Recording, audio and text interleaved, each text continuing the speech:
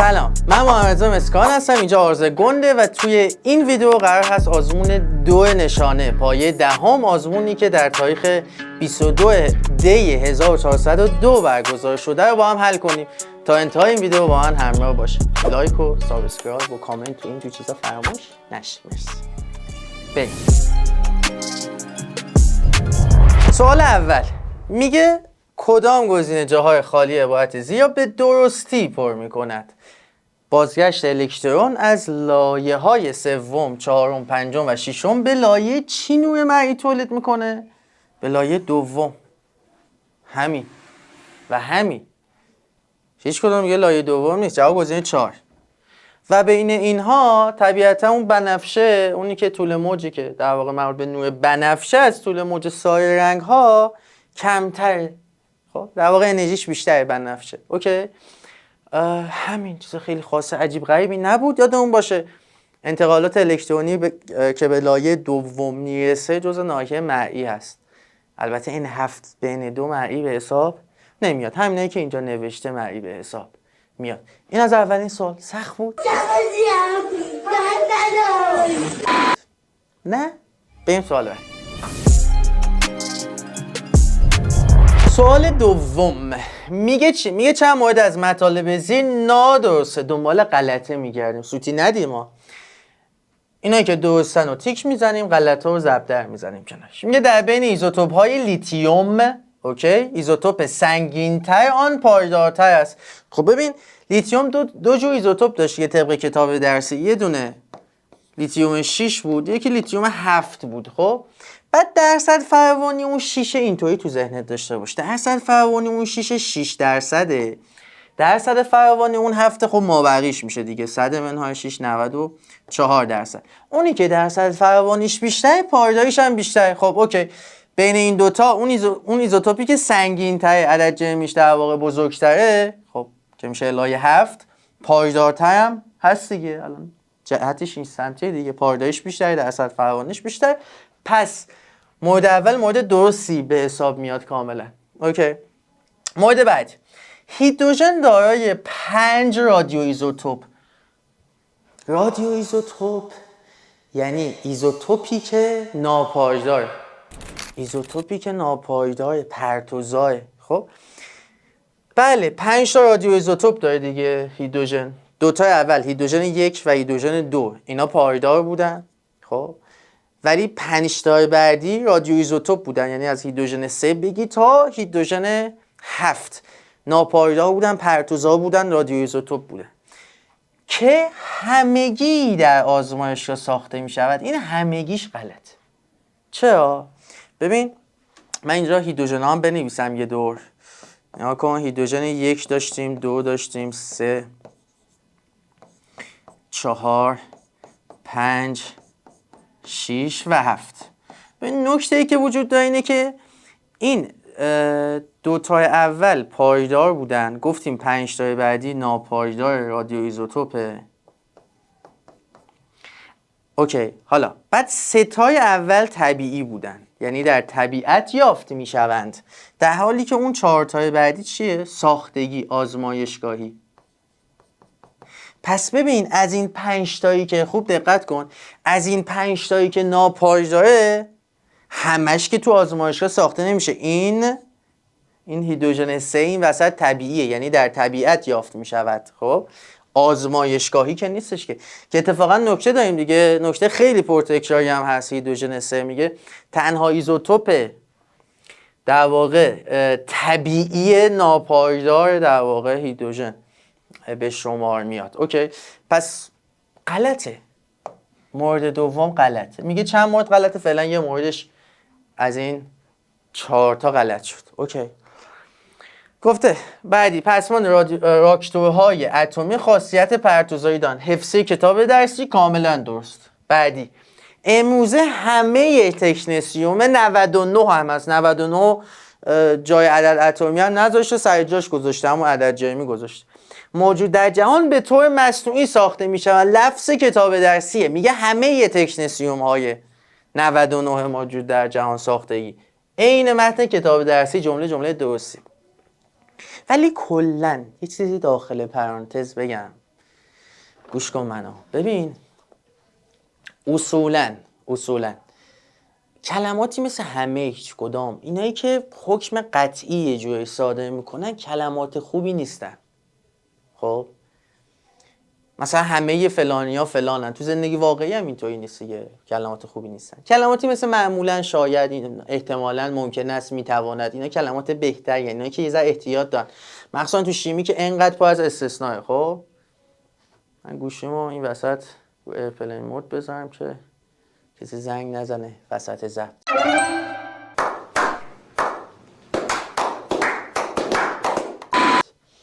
خب مخصوصا تو شیمی که انقدر پر از استثناء. اوکی. ولی یعنی چی؟ منظورم چیه؟ منظورم اینه که آقا اگه کلماتی دیدی که حکم قطعی صادر میکرد، همه، هیچ کدام، فلان، بیسار، خب اینا احتمال اینکه غلط باشن کم نیست. این یه واقعیت. خب احتمال اینکه غلط باشن کم نیست. ولی این جمله‌ای که میبینی که همه داره توش، امروزه همه تکنسیوم 99، این جمله کتاب درسی، خود کتاب درسی عیناً آورده. پس این مورد استثناء درست شد. معمولا اینایی که همه دارن فلان دارن، همگی، ببین همگی اینجا مثلا غلط از آب در اومد. خب اینا یه ذره میگم شک کنید بهشون، احتمال اینکه غلط باشن کم نیست. کلماتی مثل همه، نمیدونم هیچ کدام فلان، اینا داشت یه ذره داستانه، یه ذره با دقت بیشتری بخونیدش، مگر اینکه تو کتاب درسی اومده باشه که خب این مورد اومده و یه مورد کاملا درست به حساب میاد. خب بچه‌ها از این 4 تا خب فقط یکیش غلط شد. چند تا غلطه؟ جوابش گزینه 1. سوال مورد شماری. از اون سوالای مورد شماری بودم که میشد زدش، یعنی خیلی چیز سختی نبود. بریم سوال بعد. سوال سوم سوال بسیار پرتکرار و مهمیه که خیلی از بچه‌های دهم بلدش نیستن. من تو بانک تست شیمی دهم هم آوردم اینجور سوالا رو. خب یعنی اگر داری این ویدیو رو میبینی، نمیدونم چه سالیه، چه موقعی از سال داری اینو میبینی، حتما بانک تست دهم منو بگیر و استفاده کن و حالش رو ببر. نمیخوام خیلی توضیح زیادی در موردش بدم، ولی فقط به این جمله اکتفا میکنم که چکیده 10 تا کتابه. یعنی به جای اینکه 10 تا کتاب تست بزنی، برو بانک تست منو بزن. همه تیپ سوالا آوردم، منتها برای سوالات بیشتر مفهومی و مسائل. خب یعنی حفظی خیلی نذاشتم داخلش. اگر هم حفظی داره، حفظی‌های خیلی مهم و پرتکرار. برای حفظی حالا احتمالاً یک کتاب یه جزء جداگونه تهیه کنم، ولی مسائل و مفاهیم اگه میخوای فول شیمی دهم، بانک تست شیمی دهم منو دریاب. سعی جدت. این سوالو خیلی از بچه‌های دهم بلد نیستن. توی خیلی از کتاب‌های تستم وجود نداره، ولی تو بانک تست من کلی سوال خیلی سخت‌تر از این تو این تیپ داریم. اوکی؟ لطفاً حرف گوش کنید. مرسی. به این سراغ این سوال. میگه به ازای تشکیل هر واحد فرمولی سدیم فسفید چند مول الکترون مبادله میشن. سدیم فسفید چیه؟ Na3P. از کجا فهمیدم؟ خب سدیم که Na مثبت، فسفید که P 3 منفی، خب اینا جاشون رو ضربدری قد مطلقی جاشون رو عوض میکنن، یعنی این یکی میاد اینجا، قد مطلقی این میاد اینجا، خلاصه میشه Na3P. میگه به ازای تشکیل هر واحد فرمولی سدیم فسفید Na3P چند مول الکترون مبادله میشه. ببین تو جزء بانک تست هم به اینجور سوالا میگم دیگه، سوالای تبادل الکترون یا همچین چیزی، سوالای خیلی پرتکراریه ولی متاسفانه خیلی ها بلدش نیست، در کمال اینکه خیلی هم ساده است. چیه قصه؟ خوب دقت کن. ببین Na3P ما سه تا سدیم داریم که هر کدوم یه دونه الکترون از دست دادن. پس ببین در نظر داشته باش، ما 3 تا سدیم داریم، هر کدوم یه دونه الکترون از دست داده. یعنی سدیم هامون در مجموع 3 تا الکترون از دست دادن.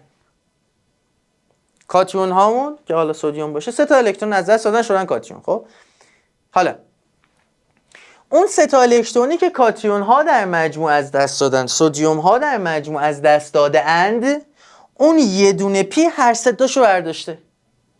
چقدر مبادله شده؟ 3 تا، نگه 6 تا. 3 تا Na ها، 3 تا الکترون Na ها از دست دادن، سدیم ها از دست دادن. اون 3 تایی که از دست دادن، اون یه دونه پی 3 تاشو برداشته مال خودش کرده.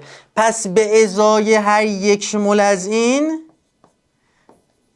3 مول الکترون مبادله میشه. اینم منظورش همین بوده دیگه. منظورش به ازای 1 مول. حالا واحد فرمولی خیلی جذاب نیست، ولی بهتر بود میگفت به ازای هر 1 مولش. خب 3 مول جواب شد گزینه 3. اشتباهی که بعضی این وسط ممکنه انجام بدن اینه که بگن آقا 6 مول الکترون مبادله شده. خب غلطه دیگه. ببین 3 تا سدیم ها از دست دادن، همون 3 تا یه دونه فسفر مال خودش کرده. آقا مثل این میمونه من 1 میلیون پول کجام از کار نیام بیام 1 میلیون پول از جیبم بردارم بدم به شما. خب هدیه. خب الان اگه یکی از بیون نگاه کنه میگه چقدر پول مبادله شده؟ میگه 1 میلیون دیگه. بله من 1 میلیون از جیبم دادم، شما 1 میلیون گرفتی، ولی آیا 2 میلیون تومان پول این وسط جابجا شده؟ مبادله شده؟ تبادل شده؟ نه. 1 میلیون 1 مول 1 میلیون دیگه. گرفتی شد؟ پس این سوتیو ندیدا. اینجا هم همینه دیگه. 3 تا سدیم هر کدوم یه الکترون از دست دادن، در مجموع 3 تا الکترون. این 3 تا الکترون یه دونه پی همه مال خودش کرده و به ازای 1 مول 3 مول. حل خیلی توضیح دادم. امیدوارم خوب متوجه شده باشی. این جور سوالا رو توی بانک تست هم خیلی زیاد داریم و خیلی سخت‌تر و خفن‌تر از این سوالی که پرتکرار به حساب میاد، ولی اکثر بچه‌ها چه دهمی و حتی 12می بلدش نیستن. بریم سوال بعدی. سوال 4 از هواکره است بچه‌ها. حفظ کتاب درسی. میگه لایه‌های هواکره در چه تعداد از موارد زیر مشابه است؟ این لایه‌هایی که داریم، لایه تروپوسفر، استراتوسفر و لایه اول، دوم، سوم الی. خب تو چیا مشابه؟ خب روند کلی تغییر دما که مشابه نیستن. یعنی یه سریشون مثلا حالت زیاد میشه، یه سری کم میشه، یه سری زیاد میشه. تقریبا یکی در میون افزایش کاهشیه. خب اتفاقا تو کتاب درسی هم یه جمله آورده دیگه، میگه این که تو قسمت‌های مختلفی از هواکره شما میبینی که تغییر دماها سرش و در واقع سمت و سوش عوض میشه. یه جاهای صعودی، یه جای نزولی، یه جای صعودی، یه جای. خود این در واقع گواهی بر اینه که در واقع هواکره در واقع لایه‌ایه. یعنی این که لایه اول داریم تروپوسفر و لایه دوم و الی آخر از اینجا میاد. یه جوری این شکلی هم اثباتش میکنه. پس اتفاقا اینا تو لایه‌های مختلف روند کلی تغییر دما مشابه نیست. مشابه کجا بود؟ خب روند کلی تغییر فشار ولی چرا؟ یعنی هر چقدر ارتفاع میگیریم از سطح زمین چه اتفاقی میفته؟ فشار کم میشه، کمتر و کمتر. هرچی میریم بالاتر فشار و در واقع چگالی که هوا داره کمتر و کمتر میشه. پس این جمله کاملا درستی به حساب میاد. غلظت اکسیژن و میزان اندو هم تو لایه‌های مختلف متفاوته، پس مشابه نیستن. پس از این بزرگواران فقط یک مورد، یعنی جواب میشه گزینه 1. فقط یک مورد تو لایه‌های مختلف هواکره شرطشون نیفتن بیرون از کارت. شرطشون یکسانه. فقط همین روند کلی تغییر فشار، یا حالا مثلا چگالی هم میگفت همین برداشت میشد ازش داشت. اونم درست بود اگر میگفت که نگفته. حالا کلا لایه‌های هواکره مبحثیه که خوراک طراحی تست به خصوص تو پایه 10 خوب یادش بگیرید. اوکی؟ بریم سوال. سوال 55 رشته تجربی حلش کنیم با هم. سوال حفظی. کدام یک از موارد زیر از کاربردهای آرگون نیست؟ جواب سوال 55 گزینه 4 تمام شد.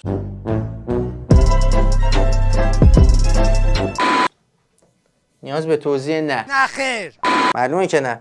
این برای کیه؟ این برای هلیوم. این کاربردهای هلیوم و آرگون هم زیاد جای هم می‌نویسن ها.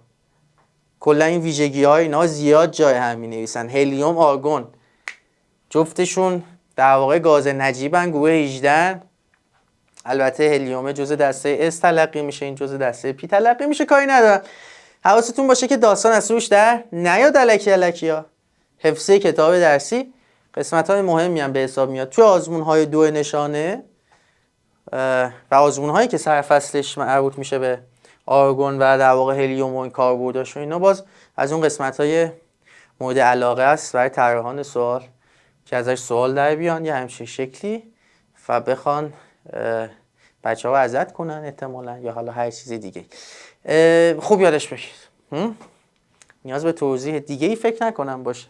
بریم سوال بعدی دیگه.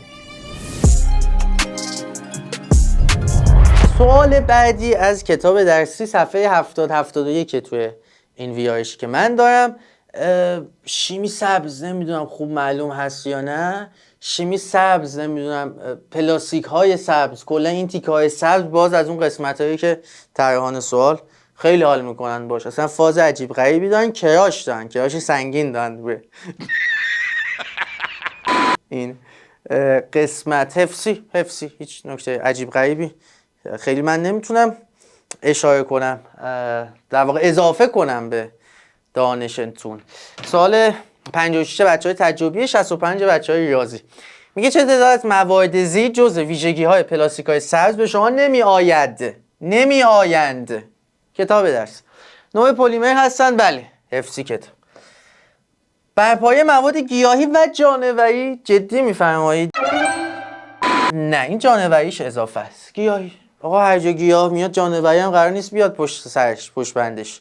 گیاهی حتی این دارم لفظ گیاهی جانوری رو استفاده میکنم، یهو فاز زیست و اینا فکر کنم تو زیست حالا بچهای تجربی همچین چیزایی دارن، گیاهی دارن، فصل جانوری رو نمیدونم، خیلی سر در نمیام، ولی میدونم که آقا هر جا گیاه میاد پشت بندش نباید جانور بیاد لزوما. تو کتاب درسی فقط گیاهی نوشته، فقط بر پایه مواد گیاهی ساخته میشه. پس آقا این غلط. خب اوکی. زیست تخریب پذیر هستن تا دلت بخواد می نویسه زیست تخریب ناپذیر، یه نامیزان اولش، یعنی وسطش در واقع. حواست باشه با دقت سوالو بخون. زیست تخریب پذیرن، واسه همین میگین سبز دیگه. این سبز تو فاز محیط زیست و اینا فرمیداییم به این دلیله. خب در ساختار آنها اکسیژن وجود دارد. حفظه کتاب درسی، مثلا مثل چیزایی که هستی. خب به شما نمی آین. کدامش غلطه؟ مورد دوم یه دونه هست این وسط غلطه و جوابش رو گزینه 1. چی بگم آخه من؟ چی اضافه کنم تو این سوال به شما؟ کتاب خوب بخونید. کتاب درسی رو خیلی با دقت تک تک اجزاشو بخونید. آزمونم زیاد حل کنید. یعنی شما اگر چند تا نمونه آزمون حل کنید متوجه میشید. من از کجا متوجه میشم آقا شیمی سبز سوال زیاد ازش میاد، کراش طراحان سواله؟ از کجا؟ خب سوال زیاد دیدم، آزمون زیاد دیدم. شما هم آزمون زیاد ببینید، قلقاش دستتون میاد، متوجه میشید یکی از تله هایی که میزان همینه. دقیقاً این نسبتاً مورد پرتکشاری گیاهی جانوری اینا بزن کنار هم همینطوری.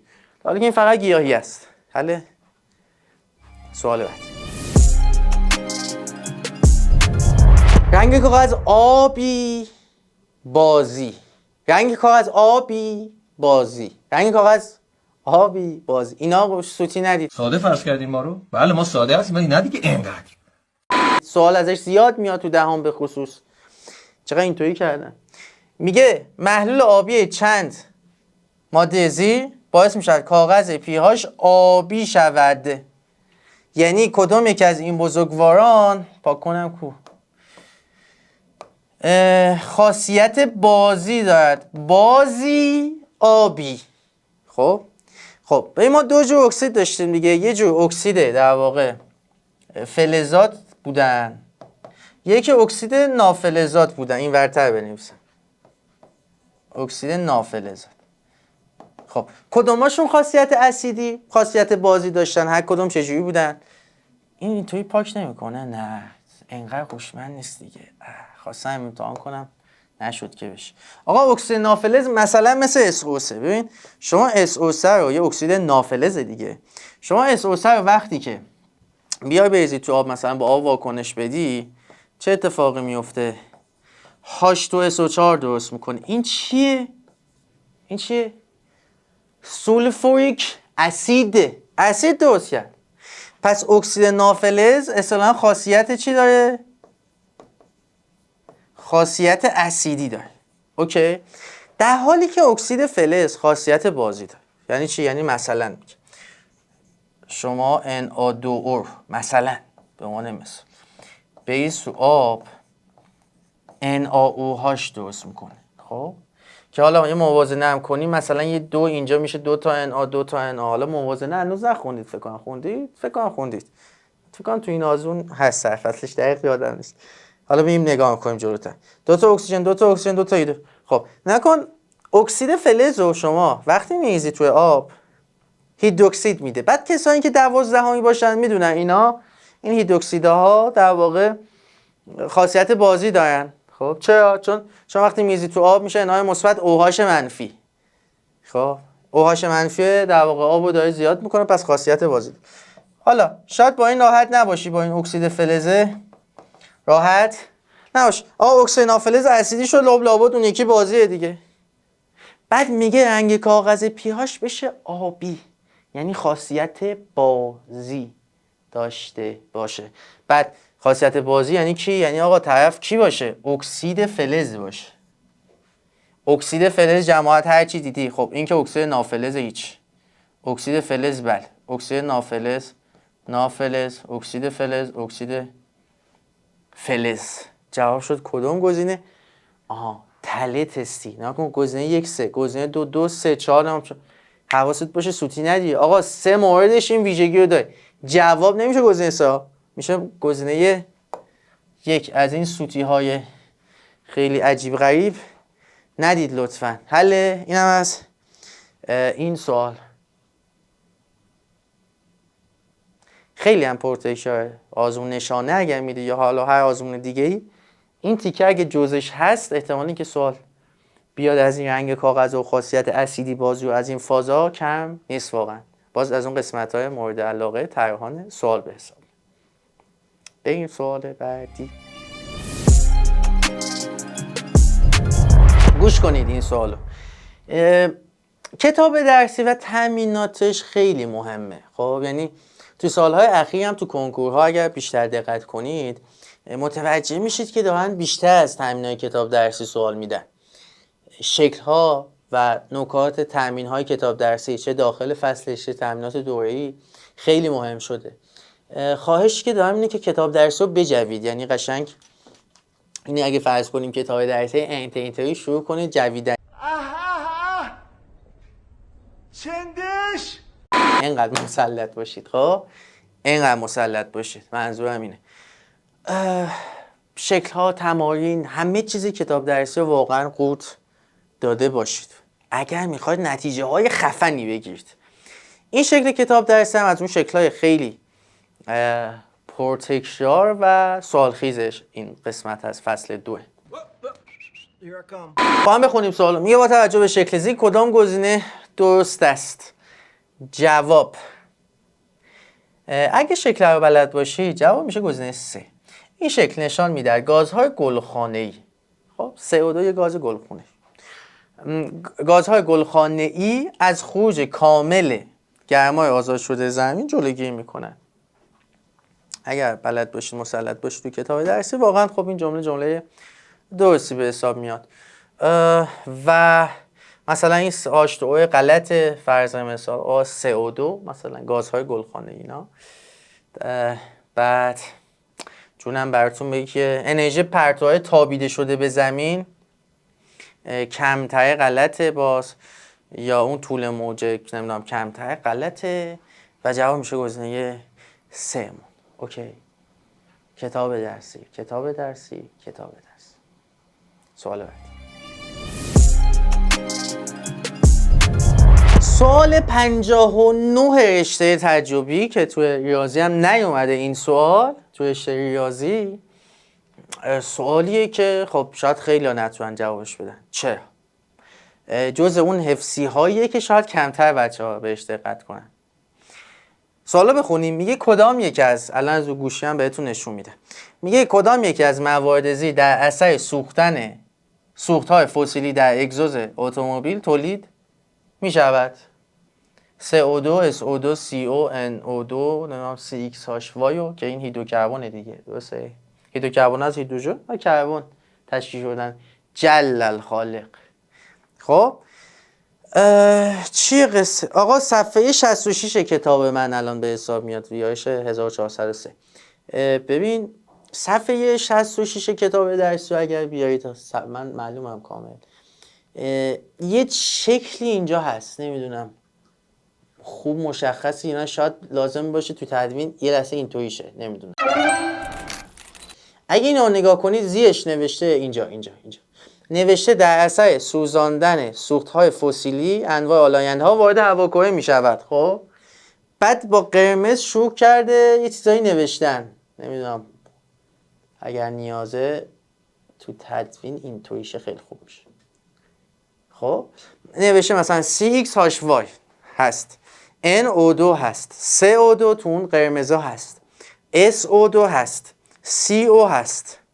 خب و همه موارد، یعنی اون قسمت از حفظی کتاب درسی که هیچ که اصلا فکر نمی‌کنه اصلا اینا باید حفظ کنه. کی تصورش رو میکنه از یه همچین جای گوشه‌ای کوچولو 4 تا نوشته قرمز تازه رو تصفیه، یه قسمتش رو تصفیه نیست، معلوم نیست کجا هست کجا نیست، سوال بدن ولی سوال میدن. این که من میگم کتاب درس رو اینطوری بذاری جلو بجویید، خب اینطوری قشنگ قورت بدید، واسه اینه. اگه درصد بالا میخواد، نتیجه خیلی خفنی میخواد، حالا چه تو امتحان نهایی چه کنکور نمیدونم نهایی تهش قرار حذف بشود یا نشود، ولی هر آزمونی که قرار از کتاب درستون گرفته شه، چه کنکور اسمش نمیدونم نهایی، چه هر کوفتی زهرمایی که هست، اگه میخواد توش نمره بالایی کسب کنید، بهتر از بقیه باشید کتاب درس رو بجوید، خوب بلدش باشید، همه چیزشو تا جایی که میتونید خوب یاد بگید، با تمرین و تکرار، و تست زدن از اون قسمت ها. حتی حفظی های کتاب درسی هم نیاز به تست زدن داره، خب نیاز به تمرین و تکرار داره. اوکی، اینم از این سوال بعدی. یه سوال از مدل کوانتومی اتم با من بیار. میگه در رابطه با مدل کوانتومی چند مورد از مطالب زیر درست است، دنبال درسته میگردیم. مورد آ، لایه اول همانند لایه دوم یک پارچه است. این جمله غلطی به حساب میاد. چرا؟ ببین من یه شکلی بکشم، آقا میگیم یه هسته اینجا وجود داره، بعد یه سری لایه های الکترونی اطرافش وجود داره، درسته؟ آقا این لایه اول، این لایه دوم، این لایه سوم و الی آخر. اوکی. بعد شما دیدی مثلا گوگل مپ استفاده کردی، ویزی چیز، نشانی چیزی، دیدی وقتی مثلا داری استفاده میکنی، خب مثلا تو نگاه اول خیابونا معلومه، مثلا خیابون ولیعصر، خیابون فلان جا، بساج فلان بزرگراه فلان، ولی وقتی شروع کنی زوم کردن اون خیابون ها، کم کم کوچه ها هم معلوم میشه. خب اینجا هم همینه، شما اگه زوم کنی رو این لایه ها، مثلا تو لایه اول اگر زوم بکنی میبینی یه دونه زیر لایه بیشتر وجود نداره داخلش. البته اینطوری که نباید زوم کرد، ولی خب بالاخره خب یا اول. خب اگر زوم بکنی متوجه میشی یه دونه زیر لایه بیشتر نداره. تو لایه دوم اگر زوم بکنی، مثل اون گوگل مپ و این قصه ها، میبینی آقا 2 تا زیر لایه داره. لایه سوم اگر زوم بکنی میبینی 3 تا زیر لایه. خب مثل این میمونه انگار یه خیابونی هست، مثلا 2 تا کوچه، یه خیابون سومی هست 3 تا کوچه داره. هر لایه‌ای مثلا لایه اولی یه دونه زیر لایه، لایه دوم 2 تا، لایه سوم 3 تا زیر لایه، الی آخر لایه چهارم 4 تا، پنجم 5 تا. حالا لایه اول همانند لایه دوم، این هماننده داره کار خراب میکنه. اصولا کلماتی مثل هماننده، برخلاف اینا وقتی بیاد احتمال اینکه غلط باشه هست، چون میخوان سوالو یه ذره در واقع مورد شماری و اون مورد رو میخوان یه ذره طولانی کنن به واسطه اونا و یه ذره پیچیده‌اش کنن. معمولا غلطه، نمیگم 100%، من اصلا همچین حرفی نزدم، گردن نمیگیرم، حواستون باشه. لایه اول فقط یک پارچه است. چرا؟ چون فقط از یک زیرلایه تشکیل شده. ولی لایه های بعدی چی؟ از چند تا زیرلایه تشکیل شده. پس اصطلاحاً یک پارچه نیست. منظور از یک پارچه چنین چیزیه. فقط لایه اول یک پارچه به حساب میاد، بقیه یک پارچه نیست، چون لایه اول فقط یه دونه زیرلایه داره، بقیه‌شون 2 تا 3 تا فلان تو. اوکی. به این مورد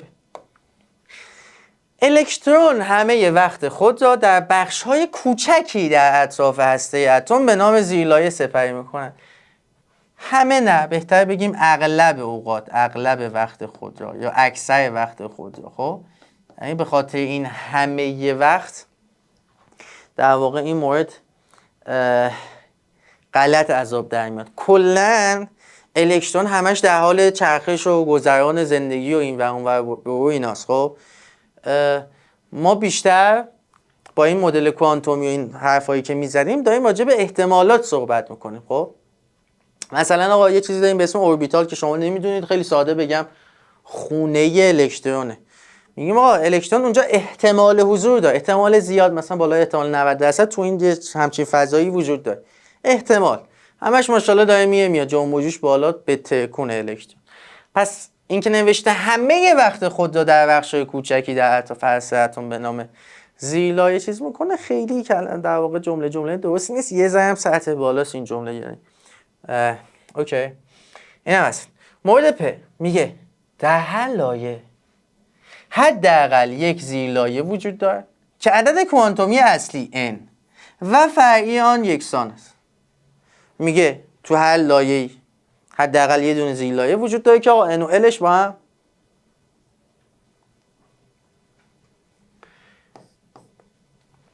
آقا مقادیر مجاز L به N وابسته بود. خب مثلا میگفتیم آقا L مقادیر مجازش اصطلاحاً از 0 شروع میشه تا N منهای 1. این چی شد یا اول؟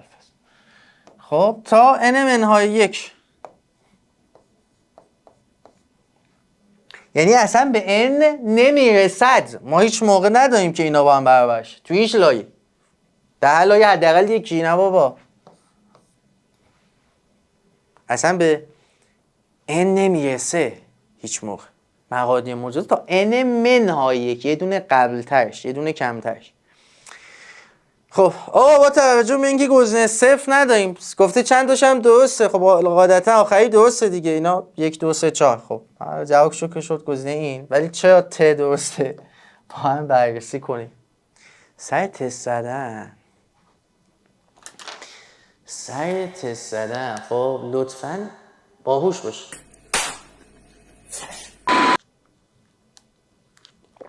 یعنی چی؟ یعنی همیشه نیم نگاهی به گزینه‌ها بکنید دیگه. اصلا از سر جلسه بودیم لازم نبود مورد تئو با هم بررسی کنیم. ما اون سه تا که قطعا غلطه. خب جواب گزینه 1 دیگه. 0 هم که نداریم که بگیم آقا اینم لابد شاید غلط باشه چکش کنم یه وقت. خب اینطوریه دیگه، دنیا این شکلی میچرخه. خب آقا مجموع اعداد کوانتومی اصلی n و فرعی l زیرلایه چهارم لایه چهارم که خب لایه چهارم که nش 4، زیرلایه چهارم ببین نگفته lش 4 ها، مثلا گفته زیرلایه شماره 4. خب اولین زیرلایه L0 که میشه S. خب دومین زیرلایه میشه چی؟ P L1. سومین زیرلایه میشه D L2. چهارمیش میشه F L3. 0 1 2 3 L0 1 2 3 که میشه چهارمیش. پس راجع به 4F داره صحبت میکنه. خب آقا این که 4 میگه مجموع N و Lش رو حساب کن دیگه. F هم که خب گفتیم 0 1 2 3 L3 4 3 7. خب آقا درسته دیگه تفلک دیگه، چه انتظاری داری از یه مورد؟ درسته دیگه آقا، دیگه چیکارش کنیم؟ و جواب شد همون گزینه یکی که راجبش حرف زدیم. اوکی، اینم از این ماجرا. یه نکته‌ای هم میخوام اینجا اشاره کنم بهش. ببینید بعضی اوقات تو سوالات میگن مجموع n به علاوه l یک زیرلایه رو حساب کن. به کاری که اینجا انجام دادیم، آقا این nش 4، این lش 3، با هم جمع کردیم 7. بعضی اوقات میگن n به علاوه l اون الکترون هایی که داخل فلان زیرلایه است رو حساب کنید. مثال میگم و ربطی به این سوال نداره، گفتم در خلال این سوال راجع به اینم بحث کنیم. آقا طرف مثلا 4f3 مثلا میگه مجموع n به علاوه l عدد کوانتومی اصلی فرعیه، الکترون های مثلا تو زیرلایه 4f رو مثلا تو اینجا رو حساب کن. میگه خب آقا خود زیرلایه که مجموع n به علاوه l چنده؟ 7. بعد 3 تا الکترون داخلش وجود داره، پس 3 7 21 در واقع میشه مجموعه، عدد 21 میشه مجموع n به علاوه l برای الکترون های این زیرلایه. پس یه دونه زیرلایه داریم که میگه n به علاوه l رو حساب کن که به آفا و این قصه ها در واقع مرتبطه، قاعده آفا اصل آفا. یکی میگه الکترون های زیرلایه، اینا رو با هم قاطی نکنیم. اوکی، حله. بریم سوال بعدی. ببینم یعنی واقعا انتظار داری که نامگذاری سوال نداشته باشید؟ نامگذاری مثلا ترکیبات یونی به خصوص، حالا مولکولی هم میتونه بدن سوال، ولی واقعا انتظار داری که نامگذاری سوال ندن؟ باید تو آزمون نشانه بدن. تو هر آزمونی که اون تیکه کتاب درسی، کدوم تیکه حالا؟ اوایل فصل 2 اواخر فصل 1 جزء سرفصلشه باید سوال بدن دیگه. آقا نام مواد رو، یعنی تو شیمی نام مواد رو نمیخوای یاد بگیری واقعا، بعد انتظار داری اوکی شما نمیخوای یاد بگیری، انتظار داری ازش سوال ندن؟ معلومه میدن. خب خوب یاد بگیر دیگه، خیلی هم آسونه دیگه. تو نامگذاری ترکیبات یونی کافیه بگی نام کاتیون به علاوه نام آنیون، تموم شد. نام کاتیون به علاوه نام آنیون. فقط یه نکته این وسط وجود داره، اگر کاتیون من از اینه که چند تا یون میده، مثلا Fe آهن هم یون 2 مثبت میده هم 3 مثبت میده، اون موقع باید اشاره کنی کدومش، آهن 2 میگی یا آهن 3 رو میگی. اون موقع باید اشاره کنی چیه. در غیر این صورت نه. اگه مثلا لیتیومه که فقط الایه مثبت میده که اصلا لازم نیستش که اشاره کنی لیتیوم چنده، چون لیتیوم یه یون که بیشتر نداره که اتفاقا اونجا نباید اشاره کنی غلط میشه. تو بانک تست هم از این سوالا این شکلی خیلی سوالای خفن خوب زیاد گذاشتم. بانک تست شیمی دهم منو اگر دهمی هستی، اگر 12می هستی بگی سعی جدد به خودت این لطف رو بکن. سالها براش در واقع زحمت کشیدم، مستقیم و غیر مستقیم. حاصل بیش از 10 سال تجربه‌ام. خب از کتاب‌های مختلف، نمیدونم از آزمون‌های مختلف، آزمایش‌های مختلف، کنکورها، المپیادها، جاهای مختلف گلچین کردن، یعنی ترکوندن. یعنی واقعا بهترین کار آموزشی که در زندگیم تا این لحظه که دارم این ویدیو ضبط می‌کنم حداقل انجام دادم. اون کتابی نیستش که نوشتم تو المپیاد، کتاب نردبان المپیاد شیمی استوکیومتری و محلولا که یکی از کتاب‌های خیلی مطرح المپیادی به حساب میاد الان در حال حاضر. بهترین کاری که انجام دادم به نظر خودم تو حوزه در واقع تدریس و در واقع شیمی و اینا، بانک تست شیمی دهم فصل 1 رو نوشتم. الان که دارم ویدیو ضبط میکنم در خلال کار فصل 2 و 3 شم احتمالاً شما وقتی این ویدیو میبینید دیگه تکمیل شده و میتونید کل پکیجش رو، کل جزوه بانک تست شیمی دهم داشته باشی و حالش رو ببری. امیدوارم که برای 11 و 12 هم بنویسم. کاری ندارم، بگذاریم. میگه در کدام گزینه فرمول شیمیایی و نام ترکیب با هم مطابقت ندارد؟ نامگذاری معلومه باید بلد باشی. میخوای نامگذاری بلد نباشی؟ پتاسیم سولفید. خب آقا پتاسیم سولفید، پتاسیم که کای مثبته، سولفید رو این ور می‌نویسم اس 2 منفی. اینا قد مطلقه جاشون رو عوض میکنن. این یکه میاد اینجا، این قد مطلقش که 2 باشه میاد اینجا. میشه K2S. آقا جمله درسته ولی جواب من نیست چون گفته کدوم غلط. لیتیوم نیترید، آقا لیتیوم LI مثبت، نیترید N3 منفی تشریف داره. خب بگو. خب اینا جاشون این میاد اینجا، این میاد اینجا، در نتیجه طرف میشه LI3N نه LI N3. همین تمام شد. مسلط بشه زیر 10 ثانیه. این تست رو زیر 10 ثانیه‌ای حل میکن. چیز سختی نیست. اوکی. یکی از ترفندهایی که اینجا تو اینجور سوالا به کار میبرن دقیقا همینیه که تو این سوال دیدی. یعنی به جای اینکه بنویسه LI3N زیربنداشو جاشو عوض میکنه، مینویسه LIN3. پس یکی از ترفندهای ما طراحان سوال، دارم لو میدم خودمونا، اینه که تو این جملاتی که بخوایم بگیم آقا کدام نامگذاری غلط درست، زیربندها رو جاشون رو عوض میکنیم یکیشون. حالا ترفندهای دیگه هم داره، همش فول تو بانک تست گذاشتم.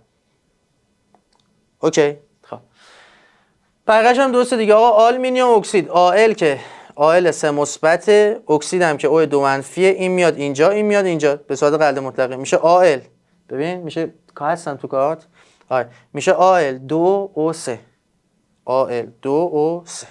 اوکی. نقطه کلوید، آقا نقطه فقط یک یون میده کلا تو زندگیش، فقط یونه یه بار مثبت میده، یونه رایجش اینه با Cl منفی. خب آقا اینا قاعده مطلقی بیا اینجا همین میشه. اینا جملات درست، ما دنباله در واقع فرمول غلط میگشت. جواب شد گزینه 2.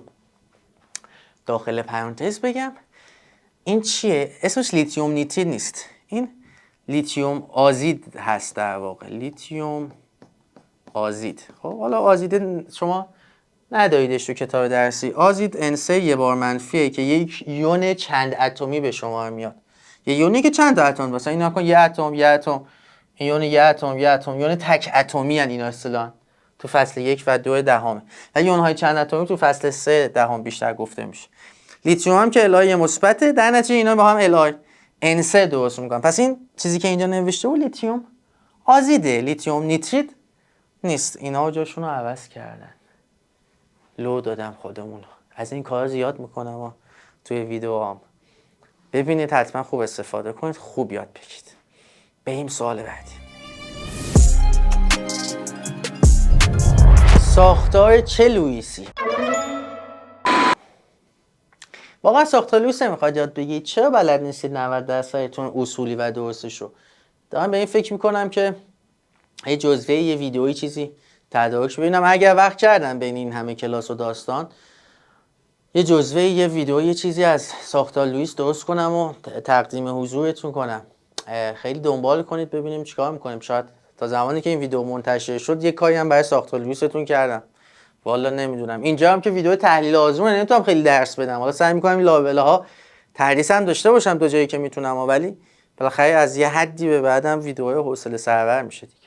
سوالای بخونیم. میگه در ساختار لوئیس چه تعداد از ترکیبات زیر نسبت جفت الکترون های پیوندی به جفت الکترون های ناپیوندی برابر 1 است؟ دو تا نکته میگم، کاری به این سوال ندارم. 2 تا نکته میگم یاد بگیر. 1. حواست به این قصه باشه که طرف داره میگه جفت الکترون یا فقط میگه الکترون. اینو حواست بهش باشه. الان مثلا داره میگه نسبت جفت الکترون های پیوندی به جفت الکترون های ناپیوندی. ممکنه توی سوالی به یه نسبت جفت الکترون های پیوندی به الکترون های ناپیوندی نگه جفت. تو مثلا قسمت دوم یا قسمت اولش 2 تا طرف یکی نباشه، 2 سمت ماجرا. پس حواست به این جفته که داره یا نداره باش. این یه نکته. نکته دوم، حواست به پیوندی و ناپیوندی هم باش. اشتباه نخونی سوالو، قاطی نکنی، وسط کاری حواست باشه سوتی ندی، برعکس بنویس. نسبت جفت الکترون های پیوندی به جفت الکترون ناپیوندی برابر 1. دونه دونه ساختار لوئیس این تفلکی ها رو باید بکشیم و بعد ببینیم که چه خبره دیگه. آقا هیدروژن HCN این شکلی میشه. هیدروژن سیانید. انتهای فصل 1 شیمی دهم اسمش هم نوشته دیگه. هیدروژن سیانید. بلد باشید کتاب. همه ساختار لوئیسا رو بکشن، بعد یه باره این جفتا رو حساب میکن. برای اینکه سرعت بالاتر باشه شما هم سر آزمون‌ها همین کار کنید. آقا شما تهش باید ساختار لوئیسا رو بکشید دیگه. هنوز شاید اونقدر مسلط نباشید که تو ذهنتون داشته باشید، یا این کارو بکنید ممکنه دچار خطا بشید. اینم CO2 CH2O هم بکشم. ساختار لوئیس حداقل اینایی که من اینجا کشیدم و بلد باشید دیگه، خداییش اینا دیگه خیلی حداقلی و مهمم هستن، یعنی تو آزمون‌های مختلف زیاد تکرار میشن. اگه ساختار لوئیس بدونید متوجه خواهید شد که تو SO3 دو تا داتیو دارید. از S به اکسیژن دو تا داتیو دارید، دو تا تک ها اینطوری وصل شده، کاری نداره. ببین S دو جفت داره، دو تک دیگه، دو تا تکش با این اکسیژن رفته، دو جفتم هر کدوم یکی داتیو داده به اکسیژن. SO3 هم کشیدم، یه H2S هم بکشم دیگه، حالا چیزی جا نمونه، یه H2S هم اینجا مثلا بکش، مثل H2O میمونه، با این تفاوت که به جای اکسیژن عملا ما گوگرد داریم. این شد H2S. خب حالا ببینیم چی میگه تفلکی. میگه نسبت همش هم دارم دیگه، الان همه چی معلومه. نسبت جفت الکترون های پیوند، جفت پیوندی. خب الان چند تا جفت پیوندی؟ جفت اشتراک، جفت پیوندش 1 2 3 4 تا جفت پیوندی به جفت ناپیوندی. ناپیوندی یه دونه است، میبینی یه دونه. خب این شد 4 1. اوکی. به این بعد جفت پیوندی 1 2 3 4 تا جفت پیوندی تقسیم بر جفت ناپیوندی 1 2 3 4 4 4 رو میشه 1. خب اوکی، این همونیه که میخواست. بریم این ور. 1 2 3 4 تا جفت پیوندی دارم، دو تاش این وسط ناپیوندی میشه 2. خیلی خوب. به این بعد این چند تا جفت پیوندی؟ 1 2 3 4 تا جفت پیوندی. کجا بنویسم؟ اینجا می‌نویسم. چند تا جفت ناپیوندی؟ 3 و 3 6 7 8. آقا 4 هشتم 1 2 بازم 1 نشد. به این بعدی جفت پیوندی. ببین هر سه این میگم که یه وقت برعکس ننویسم و سوتی نشه، داستان نشه. حالا اینجا داستان نمیشه در هر صورت، چون 1 1 چه این ور 1 1 چه اون ور 1 1. توجه شدید؟ نمیدونم. ولی حالا قصه اینجاست که حواستون باشه هر سهی من دارم میگم از قصد جفت پیوندی جفت ناپیوندی. هی اینو به خودتون تو اینجور سوالا که سوالات پرتکراری هم به حساب میان در کل، هی به خودتون یادآوری کنید. جفت پیوندی میشه 2 تا، این 1 این 2. جفت ناپیوندی این یه دونه، این 2 دوم 1. چند تاش این ویژگی رو داره؟ چه تعداد از این ترکیبا جفت پیوندی به جفت ناپیوندی میشه 1 2 تا، بقیه‌اش که نیست. جواب شد گزینه 1. حالش رو ببر. بریم سوال بعد. ببینم آرش الکترونی نباید سوال می اومد، این همه آزمون بگیرن و فلان، آرش الکترونی سوال ندن. حیف نیست؟ مبحث به این مهمی؟ چرا خب باید سوال بدن دیگه. قاعدت با هم سوالو بخونیم. آرش الکترونی عنصری که در زیلایه با L1 آن یعنی P 17 الکترون وجود دارد در کدام گزینه آمده است؟ این سوال رو به 2 روش حل میکنم. روش 1 که روش کلی تریه، روشی که تو خیلی از سوالا مجبوریم ازش استفاده کنیم، و یک روش 2 که یه ذره هوشمندانه تره، یه ذره همچین خفن‌تر و یه ذره تستی‌تر. روش 1. آقا آرش الکترونی شروع میکنیم نوشتن به نحوی که برسیم به یه جایی که پی هایی که داریم بشه 17 تا الکترون. خب اونجا در واقع تموم کار دیگه، همونجا استاپ میزن. نگاه کن، شروع کنیم. 1 استو 2 استو، هنوز که خبری از پی نیست. 2 پی 6 3 استو. خب ببین 6 تا فعلا پی رفت، چند تا مونده؟ 9 تا. 3 استو 3 پی 6 تا اینجا چقدر شد؟ پی هایی که داریم در مجموع الان اینا در مجموع چقدر؟ 12 تاست. 1 استو 2 استو 2 پی 6 3 استو 3 پی 6 4s2 اول پر میشد بعد 3d دیگه، که حالا اینو میشه جابجا هم کرد. یعنی بگیم آقا 3d 10 4s2 مرتب سازی کنیم که مثل کتاب درسی بشه. تا اینجا شد zn c دیگه. ادامه بدیم. بعدی چه؟ 4p. اینا جابجا کردم. خب آقا اینجا 12 تا بود کلا 17. این باید 4p 5 باشه که اون 12 اون در واقع 5 بشه 17 تا الکترون دیگه. دایی میگه آهش الکترونی عنصری رو بگو که در زیر لایه با ال1ش 17 تا الکترون وجود داشته باشه. اون 12 و اون 5 میشه 17 تا دیگه. خب الان این شد. این کیه؟ کدوم گزینه است؟ خب این بذار با چی ببینه با سبز نویسم. این تیکه میبینی این تیکه مگه آرگون 18 نیست؟ 3 در 4 اس 4. خب این شد دیگه. جوابشو گزینه 4. اوکی؟ جواب شد گزینه 4. این روش یک. پس یادت باشه تو خیلی از سوالات آرش الکترونی ما این کار میکنیم. شروع میکنیم نوشتن از اول 1 اس 2 2 اس 2. یه ذره حوصله سربر، شاید یه ذره وقتگیری باشه از نظرت، ولی چاره‌ای نیست تو خیلی از سوالات. مینویسی تا اونجایی که بتونی اون قید سوال، اون شرطی که سوال برات گذاشته رو در واقع عملیاتی کنی، برسی به اون چیزی که سوال میگه. الان تا اینجا 12 تا بود، یه 5 تا اینجا شد 17 تا اونی که سوال میخواد. پس پاز میزنیم و تمام، توقف و تمام. خب این میشه روش یک. خیلی اوقات باید این کار بکنیم تو سوالات آرش الکترونی، به خصوص تو اون سختاش. ولی آیا می شود این سوال رو یکم راحت تر حل کرد؟ بله، جواب اینه که می شود. نگاه کن. روش 2. طرف سوالو میگه میبینید یه ذره تاره فکر کنم، ولی من میخونم عوضش براتون، نگران نباشید. میگه آرش الکترونی عنصری که در زیلایه پی اون 17 تا الکترون داشته باشه. آقا اصلا اینو نمیخواد نگاه کنید بهش ها، ولی ما 1 پی داریم. نه، پی هامون از 2 شروع میشه.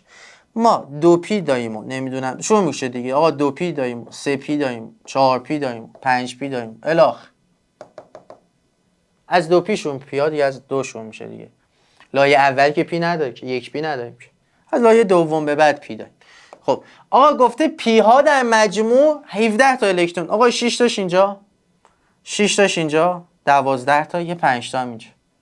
4 پی 5 باید باشه آخرش. این هم شد روش 2. خب هوشمندانه تر بود یکم، نه؟ ولی خب روش یکم بهتون گفتم که توی سوالات استفاده کنید. بدونید آقا، بدونید گهگاهی شما مجبوری که از روش یک دونه دونه به جلو تا جایی که تونستی برسی به شرط سوال، به خواسته سوال، به اون جایی که سوال میگه. تا اون لحظه که به اون جایی که سوال میگه رسیدی دیگه متوقف میکنی آرش الکترونی جواب. ولی روش 2 هم روش خلاقانه‌ای بود. یکم روش متفاوتی بود. کسانی که مسلط باشن واقعا رو آرش الکترونی میتونن مثلا با روش 2 این سوالو حل کنن. اوکی،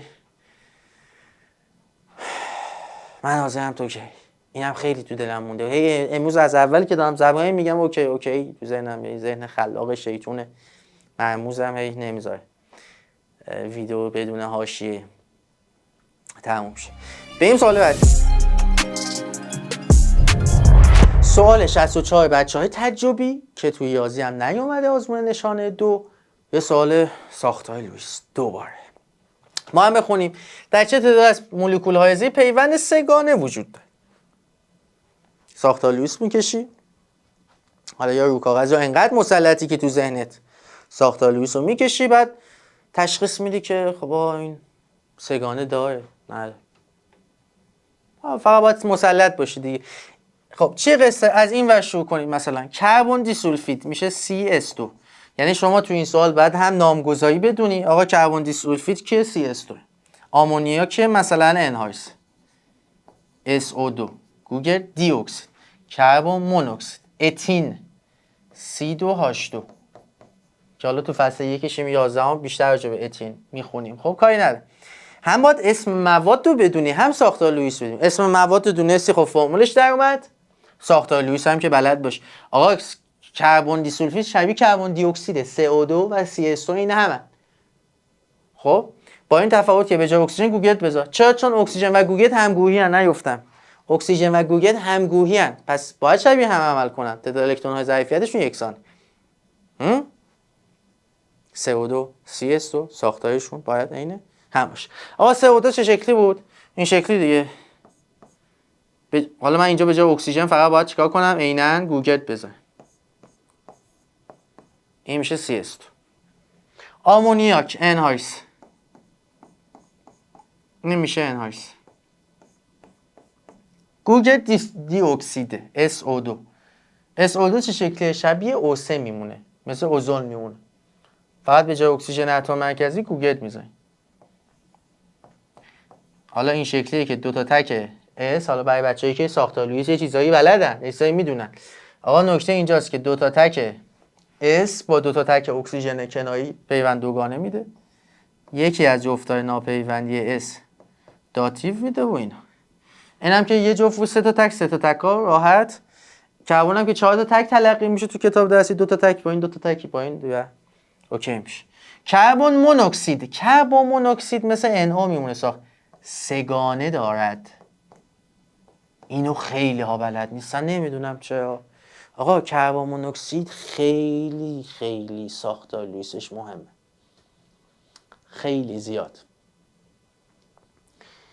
یعنی یه دونه ترکیب ساختار لوئیسشو طراحان سوال دوست داشته باشن، یه دونه بگن آقا از دار دنیا یه ساختار لوئیس با خودت میتونی ببری اون دنیا،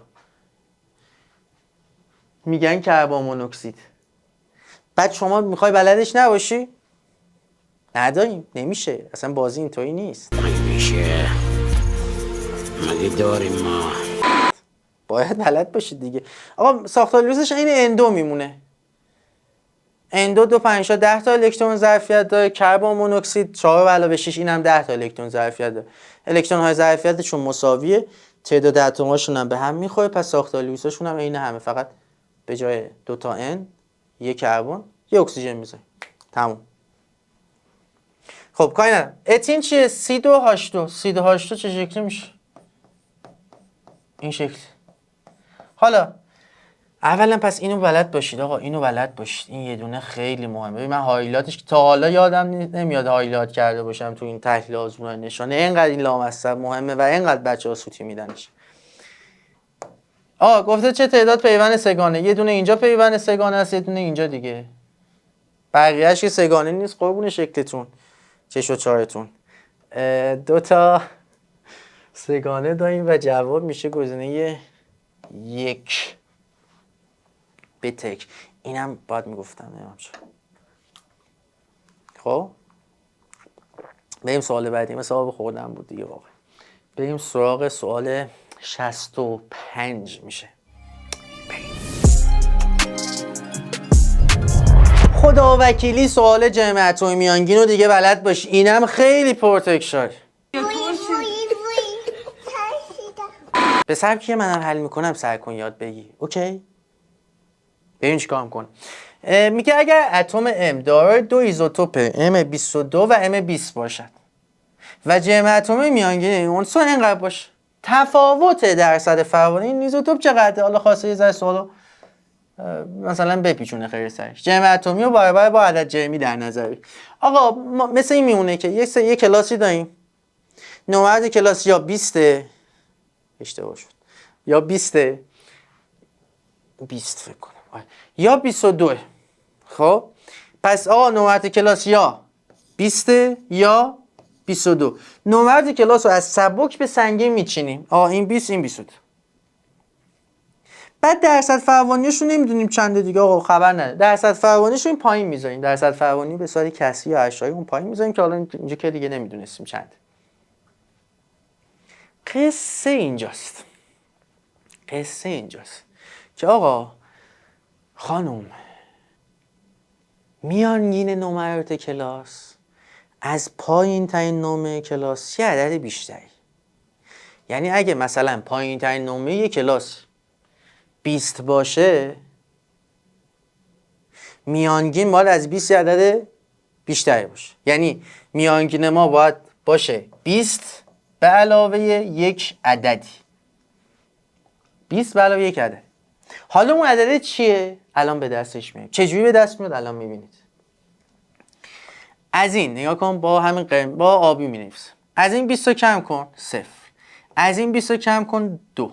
0 ضرب در درصد فراوانی، این که من نمیدونم چنده میشه 0. 2 ضرب در اینو که اصلا از این به بعد اینو x میگیریم. این میشه 2x. جمع اینا میشه چقدر؟ 2x. آقا 20 به علاوه 2x شده 20 ممیز 18.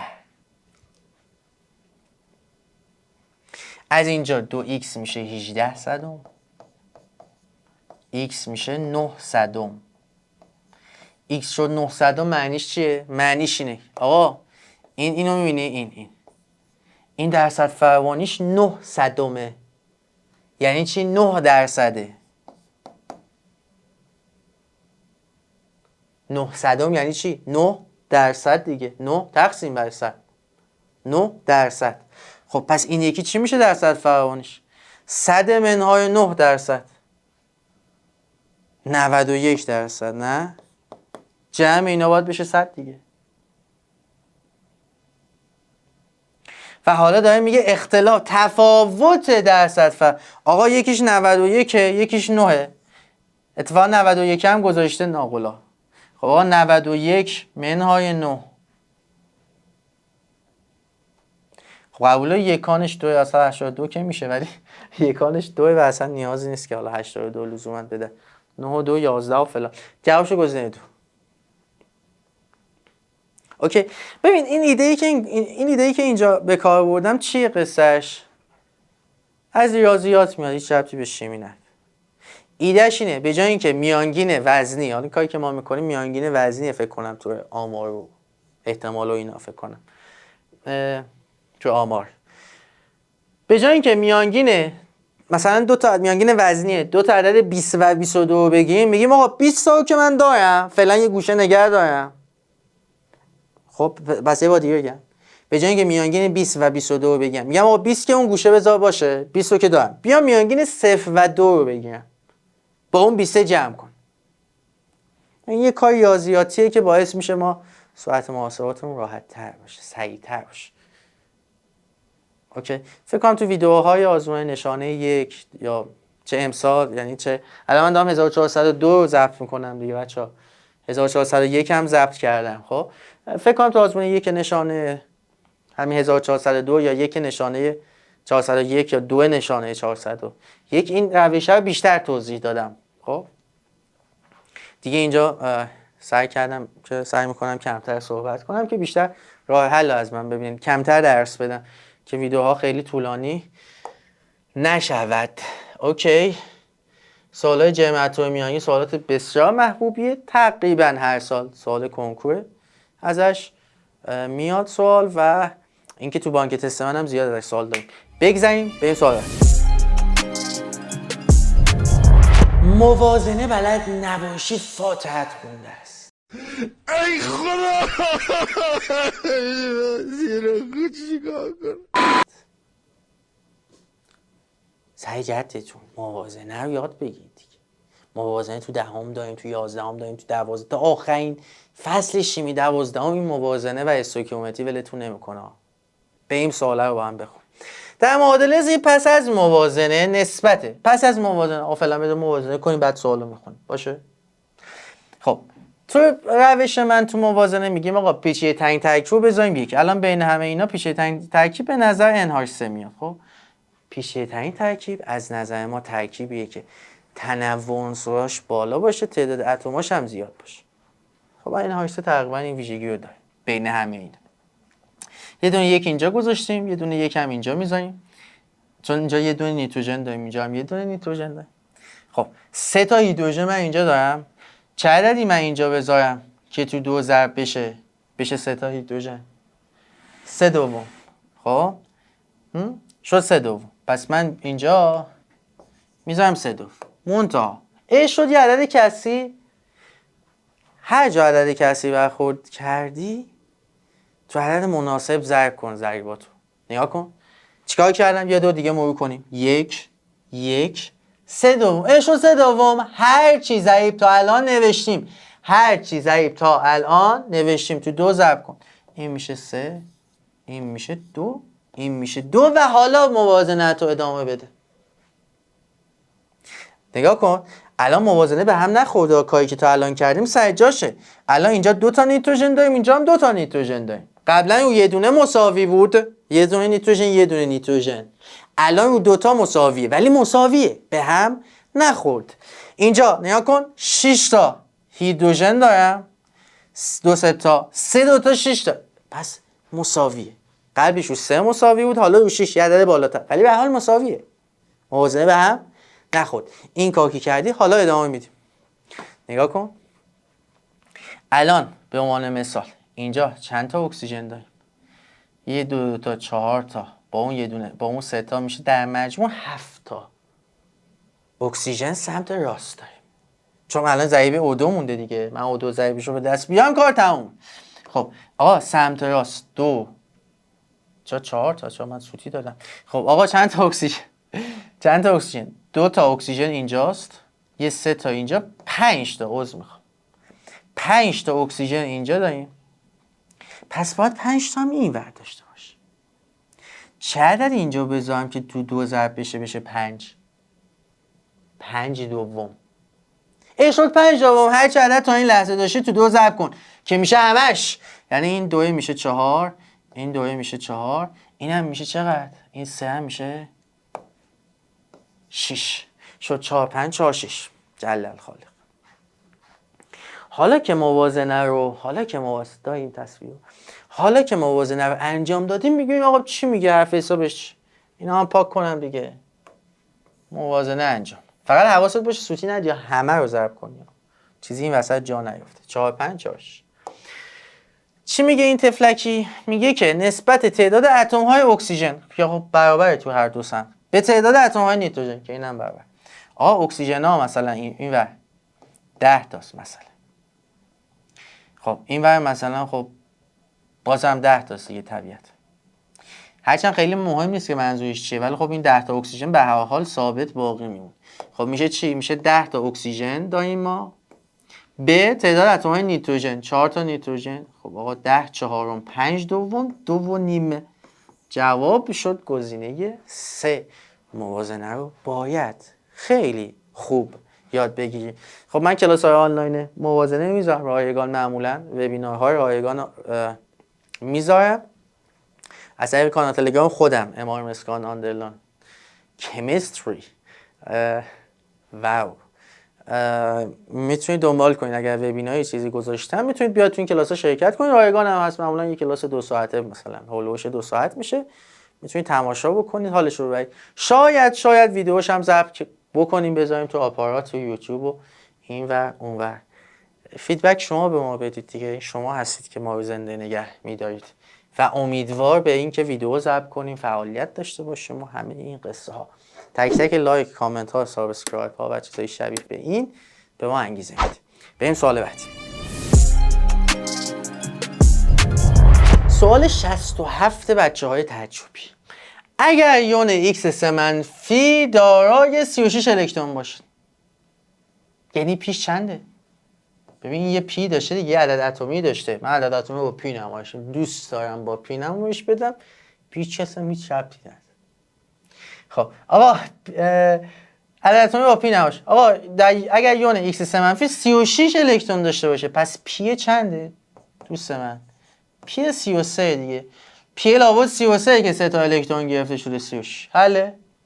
ادامه. تفاوت پروتون نوترون 8 واحد. تفاوت.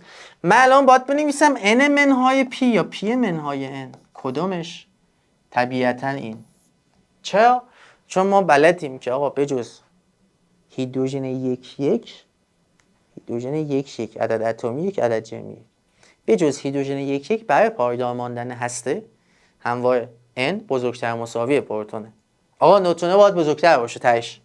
پروتونه بزرگتر نیست که بشه 8. n منهای p مساوی با 8 می نویسیم. خب آقا p که به دست اومد 33 دیگه. پس n ما چقدر به دست میاد؟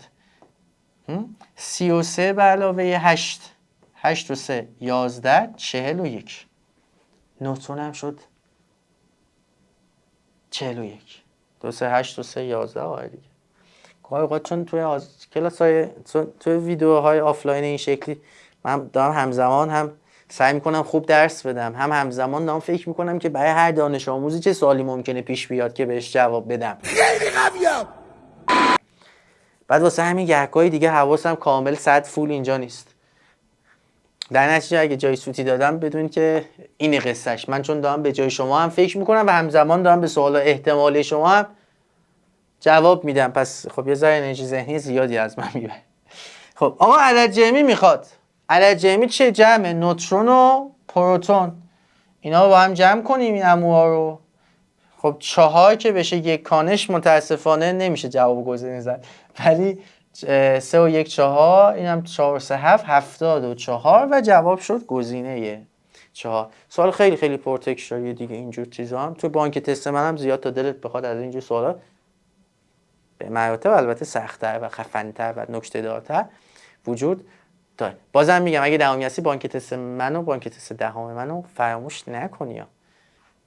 بریم سوال بعدی. سوال 68. یه سوال دیگه از آرش الکترونی. اگر آرش الکترونی x 3 مثبت به 3 پیش 6 خط شود، منتهی شود، در لایه ظرفیت اتم x چند الکترون وجود داره؟ ببین از طرف خوب دقت کن، از طرف 3 تا الکترون کندیم، 1 2 3، 3 تا الکترون کندیم و رسیدیم به 3 پیش 6. اگه آرش الکترون مسلط باشیم میدونی وقتی به 3 پیش 6 رسیدیم یعنی به آرگون 18 رسیدیم. یعنی از طرف 3 تا الکترون کندیم شده آرگون 18. پس طرف کی بوده؟ ایکس ما کی بوده؟ اسکاندیوم 21. شک داری؟ بذار برات بنویسم. کلا مشکلی نداره، با هم دعوا که نداره. دشواری نداره اینجا. 1 استو 2 تو دلت بعضیاتون تو دلتون میگه آقا از کجا فهمیدی فلان. 1 استو 2 استو 2 پیش 3 استو 3 پیش 6 4 استو 3 دی 1. حالا میتونم معطل بشم بکنم بنویسم 3 دی 1 4 استو. خب ببین گلم 3 تا الکترون بخوای بکنی 4 3 میره قاطی باقالیا، 2 تاش رفت، سومی هم بکنی از 3 دی میکنی 3 پیش 6 میمونه دیگه. یعنی تا اینجا میشه آرگون 18. اگه فشرده‌اش رو بنویسی تا اینجا میشه آرگون 18. آرش الکترونی مسلط باشید. چندین و چند بار 36 عنصر اول رو بنویسید برای خودتون، نگید داستونه ها. بچه‌ها ما فهمیدن نیاز نداریم، ما تسلط نیاز داریم تو شیمی. برای اینکه خوب بتونی سوالو بزنی. بلدم دیگه نداریم، ما تسلط میخوایم. تسلط هم این شکلی اینقدر باید آرش الکترونی حل کنی که دیگه از پس این سوالا به راحتی یه 20 ثانیه 15 ثانیه بر بیان. من توضیح میدم طول میکشه. اوکی. خب حالا آقا طرف ایکس اسکاندیوم ما اینو فهمیدیم. میگه در لایه ظرفیت اتم ایکس چند الکترون؟ ببین عنصر اسکاندیوم جزء عناصر دسته دیه. عناصر دسته دی تو تناوب چهارم فازشون این شکلیه که جمع الکترون هایی که تو 4s و 3 دیه الکترون های ظرفیتش به شمار میاد. اصلا ما تو راجبه میگیم چی؟ راجبه دسته S و P، راجبه دسته S و P میگیم چی؟ میگیم لایه ظرفیت میشه بیونی ترین لایه. پس الکترون های لایه ظرفیت میشه الکترون های بیونی ترین لایه. اما آیا همیشه بیونی ترین لایه لایه ظرفیته؟ شاید جواد خیابانی شدم. خب استاد جواد خیابانی. نه دیگه، مثال نقضش همین دسته دی مثلا تناوب چهارمه که آقا چیزی به اسم لایه ظرفیت خیلی از این لفظش در واقع استفاده نمی‌کنم. یعنی الکترون های لایه ظرفیت جمع 4s و 3 دی. چند تا؟ 3 تا. جواب گزینه مبادا بزنی گزینه 3. اینجا تو اینجا بیونی ترین لایه راجع به دسته دی مثلا تناوب 4 بیونی ترین لایه ظرفیت نیست همیشه ها.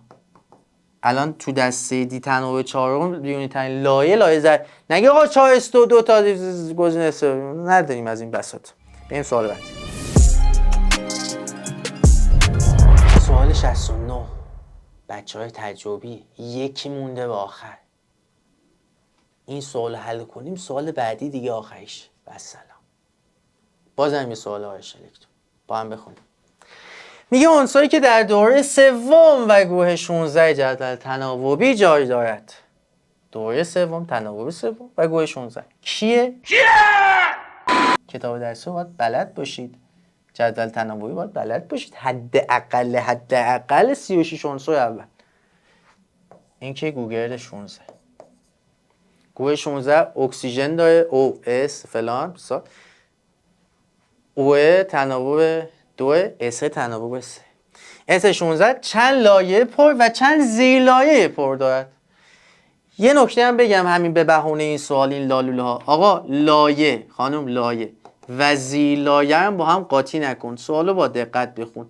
خیلی اوقات دیدم خیلی بچه‌ها اینا با هم دیگه اشتباه دیدن و اشتباه حل کردن. کاری به این سوال ندارم، کلا دارم میگم این نکته. میگه چند لایه چند زیر لایه پر داد. آقا کامل بکش. آرش الکترون فشرده ننویس، گسترده بنویس. آقا 1 استو 1 استو 2 استو 2 پیشی 3 سود ملی.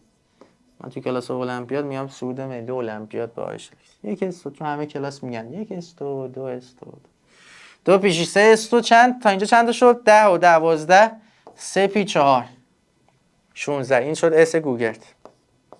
اس 16 اس گوگرد. خب آقا چند لایه پر داره؟ اول چند زیر لایه پر؟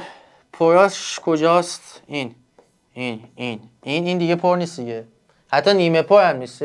حالت عجیب غریبی. 3 پی 6 نیست، 3 پی 3 هم نیست. پر نیست، نیمه پر هم نیست. پس چند تا زیر لایه پر دارد؟ 1 2 3 4. آقا قسمت دوم 4. خب تنها گزینه‌ای که گزینه 2 شد دیگه. چقدر سوالش بیروح نشانه. بعضی گزینه‌ها رو دیگه خیلی آسون طرح میکنن. بعضی سوالا واقعا بیش از اندازه. حالا یکم آسون، اگه با من موافق باشید منو نزنید. حالا میگه که چند تا لایه پر داد. ببین طرف تو تناوب سومه. داره لایه سومش رو تازه پر میکنه. یعنی هنوز مثلا 3 پی 4 حتی 3 پی 6 هم نشده که بگیم. تازه 3 پی 6 هم بشه باید 3 دیش هم پر بشه. آقا لایه سوم 3 اس داره و داری میبین 3 پی داره و 3 دی هم داره دیگه. اینا همش باید پر شه که بتونیم بگیم لایه سوم هم پر شده است. طرف تو تناوب سومه، یعنی داره لایه سومش تازه شروع میکنه پر شدن، در حال پر شدن است. لایه سوم از تعداد الکترون ها و حداکثر الکترون ها یک لایه از فرمول 2n2 تبعیت میکنه دیگه. میکنه 2n2 یعنی لایه سوم 3 تا 9 تا 18 تا الکترون داره توش. تا الان چند تاش پر شده؟ 6 تاش فقط پر شده. 1/3 هنر کرده 1/3. خلاصه آقا لایه اول کامل تکمیله و لایه دوم. اینا لایه ها چند لایه پر؟ 2 تا لایه. حتی لایه سومش هم کامل پر نشده دیگه، چه برسه به بقیه لایه ها. و اما سوال آخر، برو بریم. و اما بریم سر وقت سوال آخر. سوالی که از فصل 1 شیمی دهم بخش استوکیومتریش اومده. استوکیومتری که من یک دوره، یک پکیج مفصل کامل خفن درجه 1 دارم ازش. اگر استوکیومتری میلنگی به نظرم دوره استوکیومتری منو ببین. یه بخشش هم تو آپارات و یوتیوب رایگان گذاشته شده که حالا با سبک ویدیوها تحدیث من بیشتر آشنا بشید از این چیزی که هست. ضمناً این قسمت ها کلی سوال خفن تو بانک تست شیمی دهم هم دارم ازش، یعنی از قسمت استوکیومتری تقریبا همون سوالایی که تو دوره استوکیومتری حل ویدئویش کردم تک تک و کلی نکته خفن محاسباتی و علمی و غیره و غیره گفتم توش، همون سوالا رو شده بانک تست. یه بخشی از بانک تست، چون بانک تست کل شیمی دهمه، یه بخشش هم خب استوکیومتری. بانک تست دهم ببین چند بار تو این ویدیو فقط گفتم. دریاب استوکیومتری اگر میخوای خفن شی به معنای واقعی، یعنی حرفای عجیب غریبی برای گفتن داشته باشی، دوره استوکیومتری منو بگی ببین حالشو ببر. فقط گرفتن مهم نیست، باید ببینیش. اوکی، جزوه اختصاصی داره و حالا راجبش بیشتر صحبت نمی‌کنم. بریم سر وقت آخرین سوال آزمون نشانه 2 پای دهم آزمونی که تو 22 دی 1402 برگزار شده بوده. سوال 70 تجربی 75 بچه‌های ریاضی. تعداد کل اتم‌های هیدروژن موجود در 1.6 گرم متان CH4 و 1.8 گرم آب که خب باید قاعدتاً بدونید که آب H2 دیگه. میگه تعداد کل اتم‌های هیدروژن اینجا رو حساب کن. در واقع ما یک مخلوطی داریم، یک ترکیبی از 2 تا ماده. یه بخشیش 1.6 گرم متانه، یه بخشیش 1.8 گرم آب. میگه تعداد اتم‌های کل هیدروژن اینجا حساب کن. خب ببین خوب گوش کن، هیدروژن یه بخشیش تو CH4 یه بخشیش هم تو H2O دیگه. تو هر کدوم جداگونه مقدار هیدروژن رو حساب میکنی با هم جمع میکنی، تعداد کل اتم هیدروژن به دست میاد. با متان شروع کنیم. آقا 1.6 من همینجا می‌نویسم 16 حالا به دلایلی که بعداً میفهم. هر جرم مولیش تا جرم مول کلید اصلی سوالات موله. تو دوره استویکیومتری زیاد توضیح دادم. هر 16 گرم CH4 1 مول CH4. بعد من میخوام هیدروژناشو به دست بیارم، میگم 1 مول CH4 4 مول هیدروژن داره. فعلا مول هیدروژن رو به دست میارم. چه اشکال داره؟ بعدا متوجه میشید چرا این کارو میخوام بکنم. یه ذره برای اینکه سرعتم بیشتر شه. الان هم توضیح میدم و کل طول میکشه و اگه بلد باشید واقعا زیر 1 دقیقه به راحتی میشه سوال حل کرد. فعلا اینا به هم بزنیم میشه 14. 14 شد مول هیدروژنی که داخل اون 1.6 گرم CH4. خب همین کار مشابهش رو برای آب انجام میدم. اون 1.8 هم می‌نویسم 18 آب، چون هر جرم مولیش جرم مولیش 18 گرمه که اینا بتونه ساده بشه دیگه. اینا بتونه اتفاقی که اینجا رقم خورد. 1 مول H2 بعد 1 مول H2 2 مول هیدروژن داره داخلش. مول هیدروژن اینجا به دست اومد. خب در نتیجه این 18 و این 18 که با هم ساده میشه 2 دهم. این شد 2 دهم مول. خب خوب گوش کن منو. این تو این تیکه تو این CH4 4 دهم مول هیدروژن داریم. تو این تیکه آبیه، تو این تیکه آبه 2 دهم مول. خب آقا جمعاً چقدر؟ اینا رو با هم جمع کنیم 6 دهم مول. منتها مول H2 نمیخواد، تعداد رو میخواد. من یه ذره برم پایین‌تر که جا داشته باشه. خب ببین چرا اینا مولش رو به دست آوردم؟ چون اینا رو با هم جمع کنم آخرش یه دونه ضریب تبدیل مول به تعداد بنویسم با عدد آووگادرو دیگه محاسباتم پیچیده نشه. به این دلیل من تو هر کدوم تعداد رو حساب نکردم و بعد با هم جمع نکردم. مولها به دست آوردم با هم جمع کردم که بعد اون مولای آخر سر مول تجمیع شده رو آخر سر تو عدد آووگادرو ضرب کنم. حجم محاسباتم بیاد پایین‌تر، سرعتم به بالاتر، راحت‌تر تست حل شه. همین. اینقدر تکنیک محاسباتی گفتم تو دوره استویکیومتری که اگه میدونستی بدو میرفتی همین الان میدیدیش. خب آقا هر 1 مول H2 گفته تعداد مولکول H2 دیگه. آره اشتباه که نخوندم که. آره. تعداد کل اتم های H2. اینم H2 نبود دیگه، هیدروژن بود. نمیدونم چرا یه فاز چیز برداشتم، عارفانه برداشتم. هر 1 مول هیدروژن هم که عدد آووگادرو دیگه 6 و 2 صدم ضرب در 10 به توان 23. خب هیدروژن اوکی. تعداد هیدروژن به دست، بقیهش میشه محاسبات قصه. 6 ضرب در این بابا یعنی 6 دوتا 12 میده، 6 تا 36 میده. فقط میمونه حواس. ببین الان هم گزینه 2 ممکنه بشه هم 4، یعنی با اینا هیچ خدافظ. خب هستن تو کار داره بودم. اوکی. نکته که وجود داره حواست به بازه 10 باشه. ببین این تفلکی که 10 به توان منهای 2،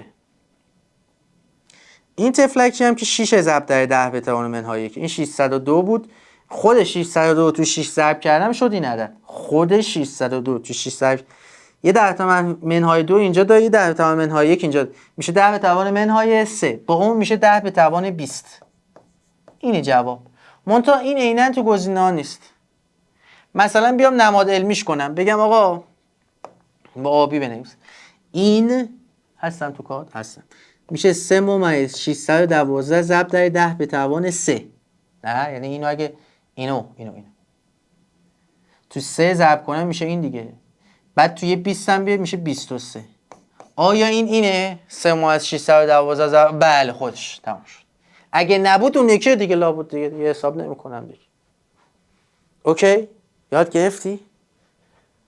سوال یکم شاید زمان بر بود. خیلی هم نیست من انقدر توضیح میدم و هی جزئیات میگم و تدریس میکنم، سعی میکنم تا حدی حینش. وگرنه اونقدر هم چیزه پیچیده ای نیست. اینو سیو کنیم و فایلش هم بذاریم توی کانال تلگرام آرزگند و نشانه و اینا. بتونین فایل در واقع این فایل رو هم داشته باشید از ما.